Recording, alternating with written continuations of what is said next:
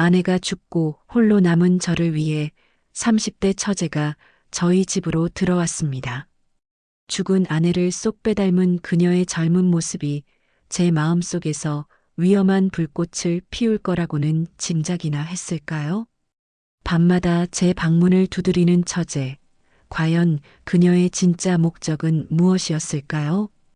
곧 시작될 이야기에 온전히 집중하실 수 있도록 구독과 좋아요, 알림 설정은 미리 눌러주시면 감사하겠습니다.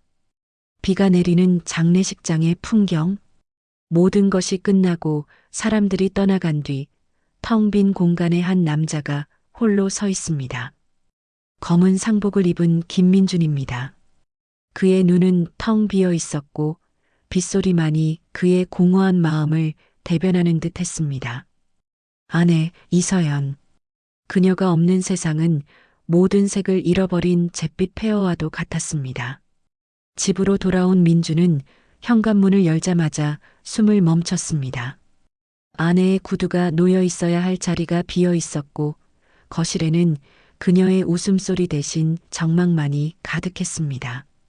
모든 것이 그대로인데 오직 그녀만이 없었습니다. 소파에 힘없이 주저앉은 그의 시선은 거실 테이블 위에 놓인 결혼사진에 닿았습니다. 세상에서 가장 행복한 미소를 짓고 있는 서연의 얼굴. 민주는 떨리는 손으로 액자를 집어들고 차갑게 식어버린 아내의 얼굴을 어루만지며 소리 없이 눈물을 흘렸습니다. 그때였습니다. 띵동 마이너스. 정적을 깨는 날카로운 초인종 소리가 울렸습니다. 이 시간에 찾아올 사람은 아무도 없었습니다. 민주는 흐르는 눈물을 거칠게 닦아내며 현관으로 향했습니다. 문을 열어 젖힌 순간 그는 자신의 눈을 의심해야만 했습니다. 문 앞에는 죽은 그의 아내 서연이 서 있었습니다. 장례식장에서 하얀 국화꽃 속에 누워있던 그녀가 어떻게. 민주는 심장이 멎는 듯한 충격에 아무 말도 하지 못했습니다. 환각인가 아니면 너무나도 아내를 그리워한 나머지 헛것을 보는 것인가. 저, 형부, 저 서아예요. 서연이 동생. 여자의 입에서 나온 목소리는 아내와 미묘하게 달랐습니다. 그제야 민주는 정신을 차렸습니다. 처제. 아내에게 쌍둥이처럼 닮은 동생이 있다는 이야기는 들었지만 이렇게까지 똑같을 줄은 상상도 못했습니다. 서아는 금방이라도 울음을 터뜨릴 것 같은 얼굴로 말했습니다. 언니가 그렇게 가버리고 나니 저 정말 갈 곳이 없어요. 며칠만이라도 신세지면 안 될까요? 민주는 혼란스러웠습니다. 아내의 흔적이 가득한 이 집에서 그녀와 똑같이 생긴 여자와 함께 지낸다는 것은 상상만으로도 고통스러운 일이었습니다. 하지만 비에 젖어 흠뻑 젖은 채 애원하는 그녀를 차마 외면할 수는 없었습니다. 민준이 망설임 끝에 작게 고개를 끄덕이자 서아는 조용히 집 안으로 들어섰습니다. 그녀는 거실벽에 걸린 자매의 사진을 한참 동안이나 바라보았습니다. 사진 속 활짝 웃고 있는 언니 서연의 모습과 그 옆에 무표정하게 서 있는 동생 서아. 그리고 지금 사진 밖 현실에 서 있는 서아의 얼굴에는 슬픔인지 혹은 다른 무언가인지 알 수 없는 기묘한 표정이 스쳐 지나갔습니다. 민주는 그 순간 알 수 없는 불안감에 휩싸였지만 그저 깊은 슬픔 때문일 것이라 애써 외면했습니다. 그렇게 위험하고도 기묘한 동거가 시작되었습니다. 서아가 집에 들어온 지 며칠이 흘렀습니다. 집안의 공기는 무겁고 어색했습니다. 민주는 최대한 그녀와 마주치지 않으려 애썼지만 한 공간에 존재하는 그녀의 흔적을 지울 수는 없었습니다. 어느 날 아침 민주는 익숙한 냄새에 잠에서 깨어났습니다. 구수한 된장찌개 냄새. 그것은 아내 서연이 아침마다 끓여주던 바로 그 냄새였습니다. 몽롱한 상태로 주방으로 걸어나간 민주는 그 자리에 얼어붙고 말았습니다. 서아가 서연이 아끼던 꽃무늬 앞치마를 두른 채 요리를 하고 있었습니다. 사뿐사뿐 움직이는 몸짓, 익숙하게 조리도구를 다루는 손길, 그 모든 것이 죽은 아내의 모습과 겹쳐 보였습니다. 일어나셨어요, 형부? 아침 준비했어요. 뒤를 돌아보는 그녀의 얼굴은 분명 처제 서아였지만 민주는 순간 서연의 환영을 본 듯 섬뜩함을 느꼈습니다. 그녀가 차려낸 아침 식사는 간 하나 틀리지 않고 아내가 만들던 음식과 똑같았습니다. 민주는 밥을 입으로 넘기는지 코로 넘기는지 모를 정도로 혼란스러웠습니다. 그날 오후 민주는 서재에 있다가 이상한 기척을 느끼고 2층 침실로 올라갔습니다. 그리고 그곳에서 아내의 드레스룸 문이 살짝 열려 있는 것을 발견했습니다. 안을 들여다본 그는 숨을 멈췄습니다. 서아가 아내의 옷들을 하나하나 만져보며 자신의 몸에 대보고 있었습니다. 인기척을 느낀 서아가 화들짝 놀라며 돌아봤습니다. 그녀는 울먹이는 목소리로 말했습니다. 죄송해요, 형부. 제가 가진 옷이 다 낡아서 언니 옷이라도 몇 벌 입으면 안 될까요? 그 모습에 민주는 차마 안 된다고 말할 수 없었습니다. 그저 고개를 끄덕이는 것 말고는 할 수 있는 일이 없었습니다. 그것이 모든 것을 바꿔놓을 결정이라는 것을 그때는 미처 알지 못했습니다. 그날 저녁 샤워를 마치고 나온 민주는 거실에 서 있는 서아의 모습을 보고 그대로 굳어버렸습니다. 그녀는 아내가 생전에 가장 아꼈던 하늘색 원피스를 입고 있었습니다. 머리는 아내가 자주 하던 스타일로 단정하게 묶었고 공기 중에는 아내가 매일같이 뿌리던 은은한 라일락 향수 냄새가 퍼져 있었습니다. 형부, 이 옷 저한테 잘 어울려요? 서아가 수줍게 웃으며 물었습니다. 그 미소, 그 목소리, 그 모습까지 민준의 눈앞에 서 있는 것은 더 이상 처제 이서아가 아니었습니다. 그것은 죽음의 강을 건너 다시 돌아온 아내 이서연의 모습이었습니다. 이성은 아니라고 소리치고 있었지만 그의 심장은 미친 듯이 요동치기 시작했습니다. 그리움이 욕망으로, 슬픔이 위험한 감정으로 변질되는 순간이었습니다. 민주는 자신의 이성이 송두리째 흔들리는 것을 느꼈습니다. 그의 핏발선 눈동자에는 죽은 아내의 모습을 한 서아와 그녀를 향한 자신의 추악한 욕망이 동시에 담겨 있었습니다. 그는 거대한 혼돈의 소용돌이 속으로 서서히 빨려 들어가고 있었습니다. 그날 밤 민주는 잠을 이룰 수 없었습니다. 눈을 감으면 아내의 옷을 입은 서아의 모습이, 눈을 뜨면 집안 곳곳에 남은 아내의 흔적이 그를 괴롭혔습니다. 그는 독한 위스키를 연거푸 들이켰습니다. 취하면 이 고통을, 이 더러운 욕망을 잊을 수 있을 것만 같았습니다. 비틀거리는 걸음으로 침실에 들어선 그는 침대 머리맡에 놓인 아내의 사진을 집어들고 절규했습니다. 서연아, 내가 어떻게 해야 해? 내가 정말 미쳐가나 봐. 똑똑 마이너스. 그때 굳게 닫힌 침실 문을 누군가 조심스럽게 두드렸습니다. 민준이 몽롱한 눈으로 문을 열자 그곳에는 믿을 수 없는 모습의 서아가 서 있었습니다. 그녀는 아내가 잠들 때 즐겨 입던 얇은 아이보리색 실크 슬립을 입고 있었습니다. 희미한 복도의 조명은 그녀의 실루엣을 고스란히 드러내고 있었고 젖은 눈망울은 보호 본능을 자극했습니다. 형부, 밖에 천둥이 쳐서 너무 무서워서요. 오늘 밤만 같이 있으면 안 될까요? 밖은 고요했습니다. 천둥 같은 건 치지 않았습니다. 명백한 거짓말이었지만 술에 취하고 욕망에 사로잡힌 민준에게는 그런 것을 따질 이성이 남아있지 않았습니다. 민준이 아무 말도 못하고 있자 서아는 스르르 방 안으로 들어와 문을 닫았습니다. 좁은 공간에 둘만 남자 그녀에게서 풍기는 라일락 향이 더욱 짙게 느껴졌습니다. 서하는 침대에 위태롭게 걸터앉은 민준에게 다가가 그의 뺨을 부드럽게 감쌌습니다. 형부, 너무 힘들어하지 마세요. 제가 있잖아요. 제가 형부의 고통을 잊게 해줄게요. 그녀의 속삭임은 뱀의 혓바닥처럼 달콤하고도 위험했습니다. 민주는 그녀의 눈을 바라보았습니다. 그 눈 속에 죽은 아내 서연이 있었습니다. 그는 고통스러운 신음을 내뱉으며 눈을 감았습니다. 그래, 이건 꿈이야.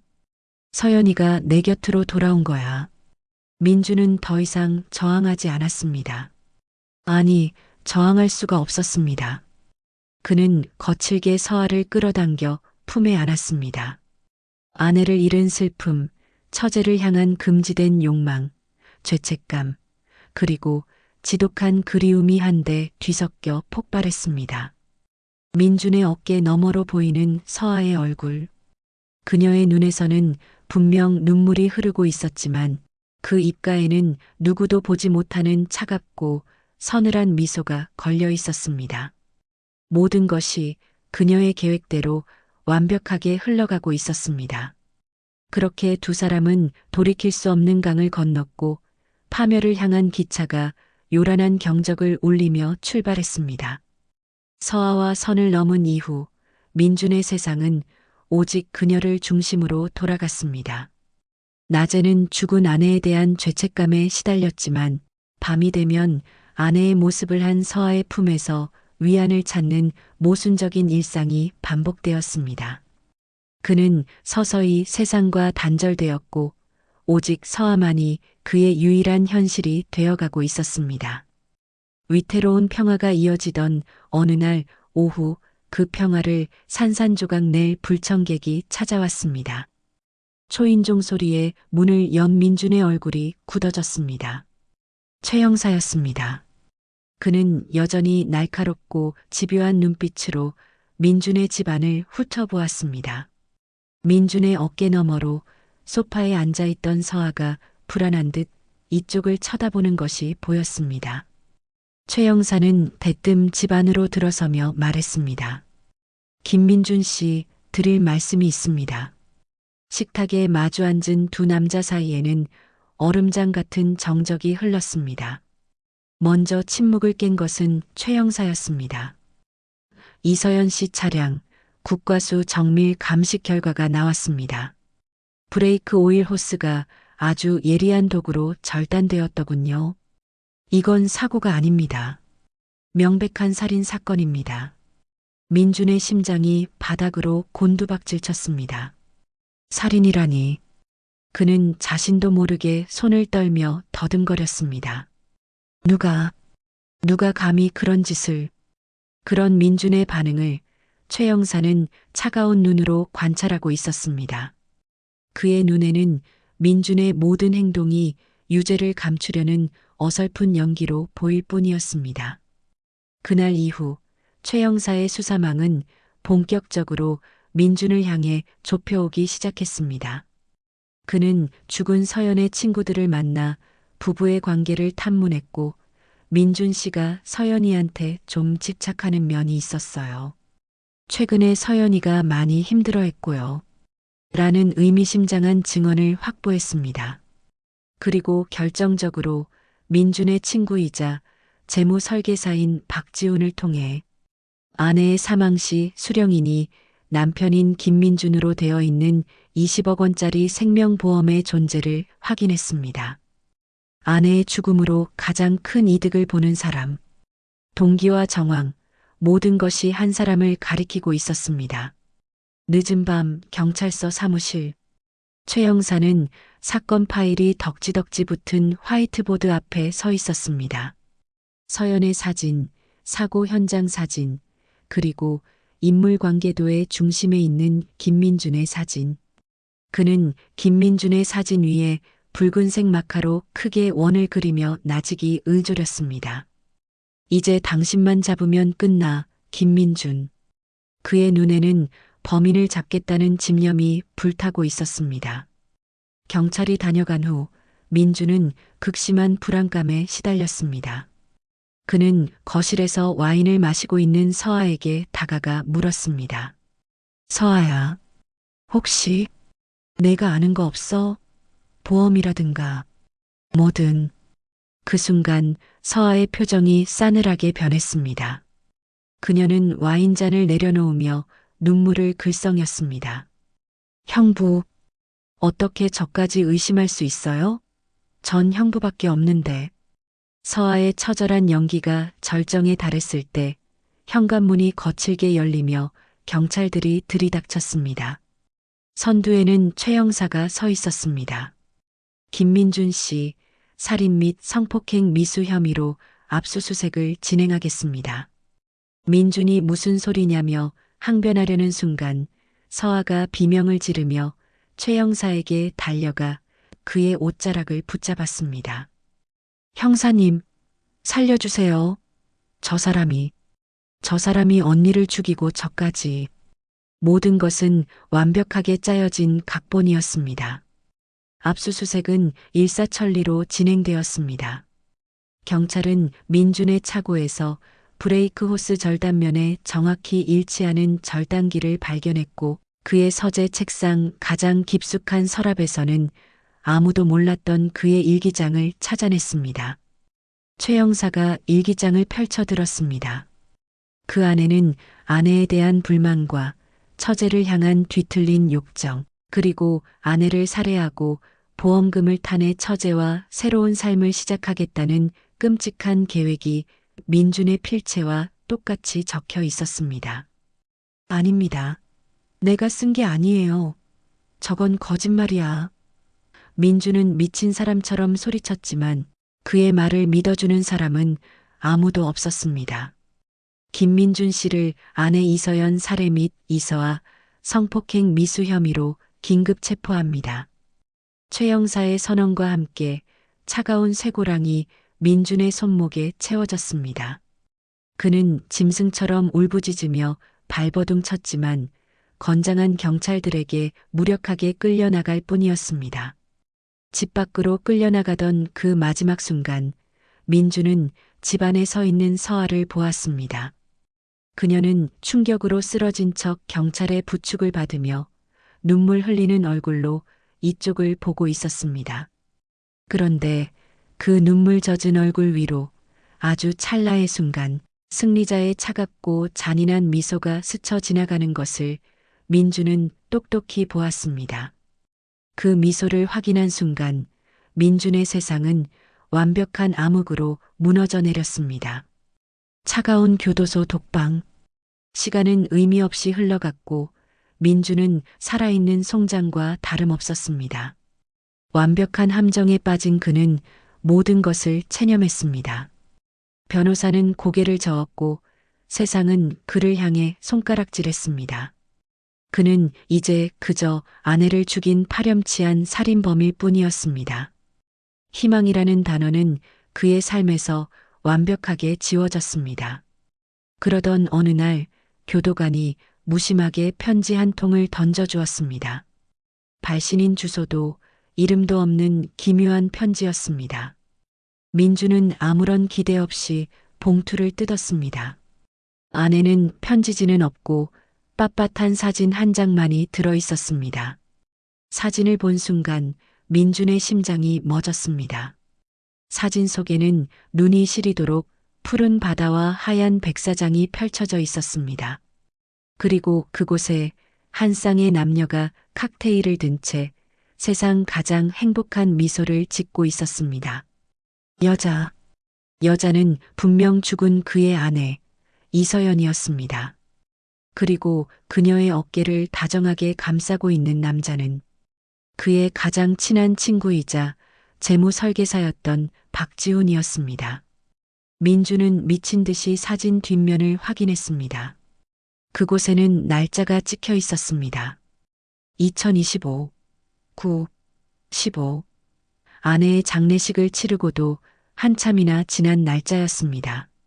그 순간 그의 머릿속에서 모든 것이 폭발하며 재구성되기 시작했습니다. 자신을 찾아왔던 여자. 아내와 똑같이 생겼지만 어딘가 서늘했던 여자. 집안의 모든 것을 너무나도 잘 알고 있었던 여자. 아내의 음식을, 아내의 습관을 완벽하게 재현해냈던 여자. 그녀는 처제 이서아가 아니었다. 그녀는 바로 내 아내 이서연이었던 것이다. 그렇다면 죽은 사람은? 사고 현장에서 발견된 시신은 바로 진짜 처제 이서아였던 것이다. 아내 서연은 내연남인 박지훈과 짜고 자신의 쌍둥이 동생을 대신 죽게 만든 후 자신은 동생인 척 내게 접근해 모든 죄를 뒤집어 씌우고 보험금을 타내 해외로 도망친 것이었다. 모든 진실을 깨달은 민주는 허탈하게 웃기 시작했습니다. 처음에는 작은 헛웃음이었지만 이내 미친 사람처럼 광소로 변했습니다. 눈에서는 뜨거운 눈물이 흘러내렸지만 그의 눈빛은 더 이상 절망에 빠진 패배자의 것이 아니었습니다. 모든 것을 잃은 자리에서 지옥의 불구덩이보다 더 뜨거운 분노와 복수심이 피어오르고 있었습니다. 이서연, 박지훈. 그는 두 사람의 이름을 악마처럼 음조렸습니다. 이제 게임은 원점이었습니다. 아니, 이제부터가 진짜 시작이었습니다. 교도소 면회실 민주는 더 이상 절망에 빠진 죄수가 아니었습니다. 그의 눈은 차갑게 빛나고 있었고 목소리에는 강철 같은 확신이 서려 있었습니다. 그는 유리병 너머의 최 형사에게 사진을 보여주며 쌍둥이 자매의 신분이 뒤바뀌었다는 충격적인 진실을 털어놓았습니다. 제가 사랑했던 아내는 저를 배신하고 살아있습니다. 그리고 제가 동거했던 그 여자가 바로 제 아내였습니다. 형사님은 그 여자에게 완벽하게 속으신 겁니다. 최 형사는 처음엔 헛소리라며 일축했지만 죽은 여자가 버젓이 살아있는 사진 앞에서 그의 이성은 흔들리기 시작했습니다. 그날 이후 최 형사는 잠을 줄여가며 사건을 처음부터 다시 파헤쳤습니다. 그는 죽은 이서아의 주변을 탐문했고 그녀가 도박빚에 시달려 언니에게 돈을 빌려 썼으며 언니가 시키는 일은 무엇이든 했다는 증언을 확보했습니다. 모든 것이 민준의 말과 들어맞기 시작했습니다. 화면은 과거의 한 호텔 라운지로 전환됩니다. 그곳에서 이서연과 박지훈이 마주 앉아 와인잔을 기울이고 있습니다. 서아야, 걔는 내 말이라면 뭐든 듣잖아. 며칠만 내 행세 좀 해달라고 해. 운전만 대신 해주면 빚 다 갚아준다고. 민준 씨한테 누명 씌우는 건 일기장이랑 공구는 내가 알아서 준비해뒀어. 넌 그냥 슬픈 동생 연기만 하면 돼. 그들의 대화는 악마의 속삭임과도 같았고 그들의 얼굴에는 죄책감 대신 탐욕만이 가득했습니다. 다시 현재의 경찰서. 최 형사는 박지훈의 금융거래 내역을 추적하다 결정적인 증거를 발견합니다.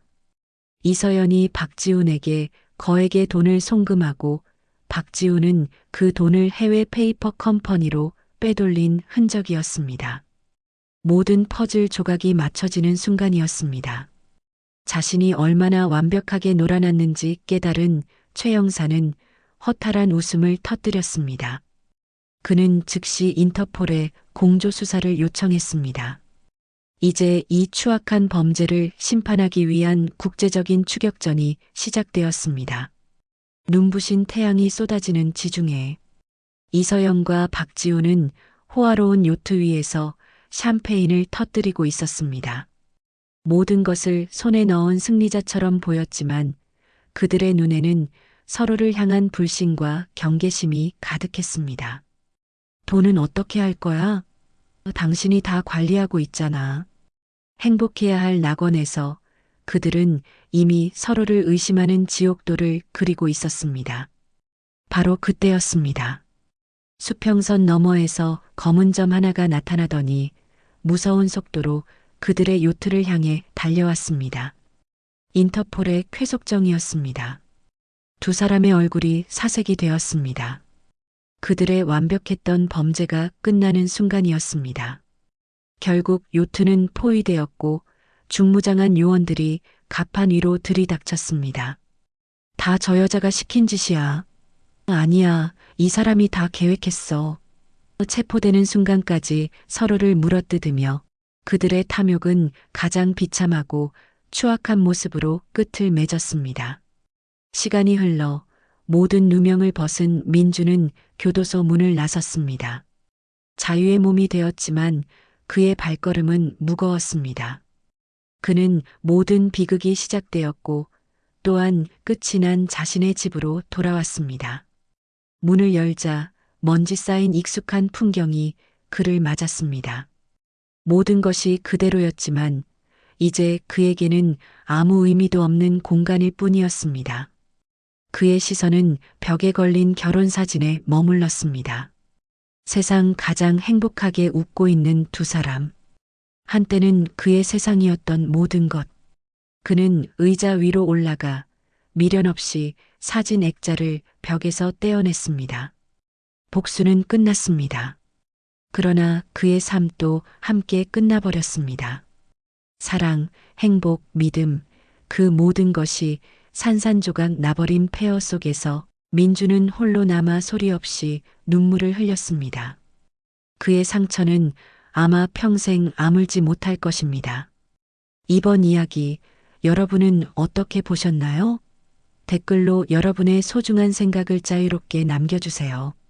구독과 좋아요, 알림 설정은 다락방 열차가 다음 역을 향해 나아가는데 가장 큰 힘이 됩니다. 시청해주셔서 진심으로 감사합니다.